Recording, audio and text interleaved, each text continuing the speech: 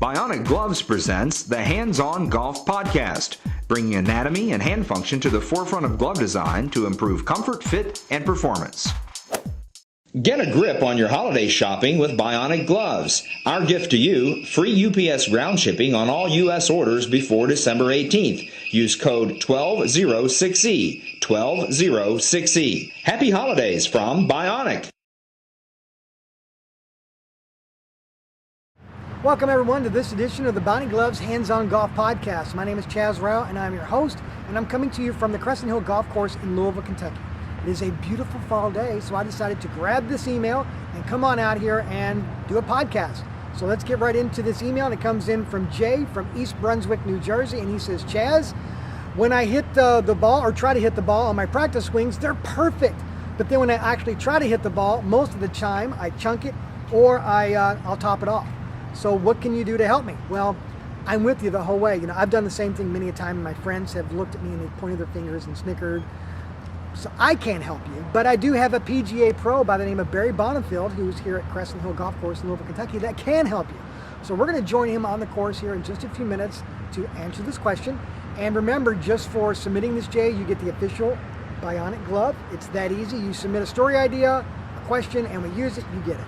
So if anyone out there has a suggestion, please send it to podcast@bionicgloves.com. And if we use it, you'll get a lovely glove. It's that easy. And we've got 24 countries downloading, so let's get more and more from around the world. So thank you all very much for subscribing. Tell your buddies on the golf course about it, and let's go join Barry on the golf course to help perfect our swing.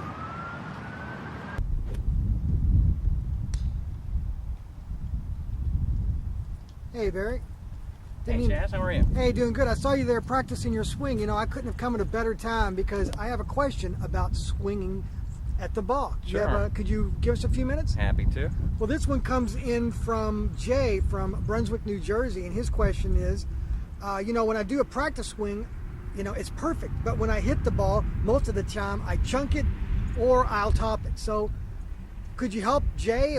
I've had this issue as well, so if you could give us a tip on how to improve our swing so we don't chunk it or make it look bad in front of our friends and they point fingers at us, Sure.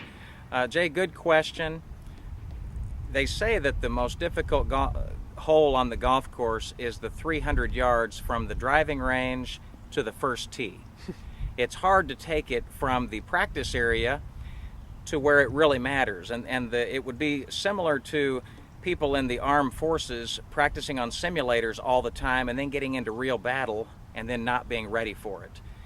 When you're on that practice area, you've got no real skin in the game. You're able to swing free with no expectations, and if the ball goes 10 or 15 or 20 yards offline, no big deal, and you can get into a repetitive flow.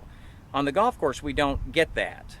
So what I generally see is the person begins to be far more tense in their golf swing. Their level of expectation goes sky high, and they start gripping the club with a death grip. So a couple of recommendations for you. Number one, develop your feel and your rhythm on the practice area, and then do your very best to stay very light with it when you go to that first tee box and take it on the golf course. So first of all, number one is lighten up your grip pressure a good deal. Lighten up and try to just feel a real sense of flow and rhythm.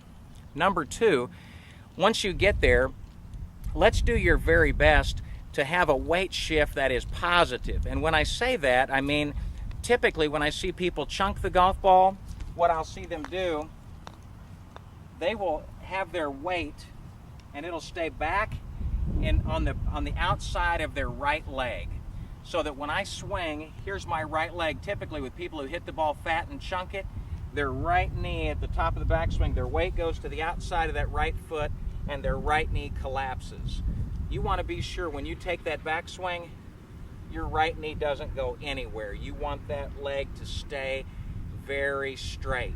And then if you wind into something rather than the outside of your right knee, wind right into your right pivot point here in your right hip, and it'll help your right leg to not go anywhere.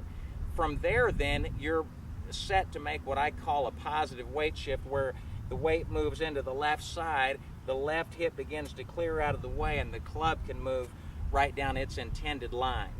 Now, as far as topping the golf ball, The vast majority of people will tell you, good friends, well-meaning friends, that you did not keep your head down. And what I typically take a little different stance, and that is, when you take your posture, I want you to sit back into your posture, no squatting, but sit back into it, bend forward from the waist, and then once you've established this angle where the club is behind the ball, you want to maintain this amount of bend. In other words, you can't stand up like this, because now I'm straight up and down and you can't recover that. That's when you'll top it. You've got to stay at that same level. See, I'm right here at the same place. The club can then recover and I can hit the ball solidly. So I can rotate around this angle and swing back and through at that same place. And that's what will help you the most, I believe, with your problem. See if that helps you. Great, thank you, Barry. You're welcome.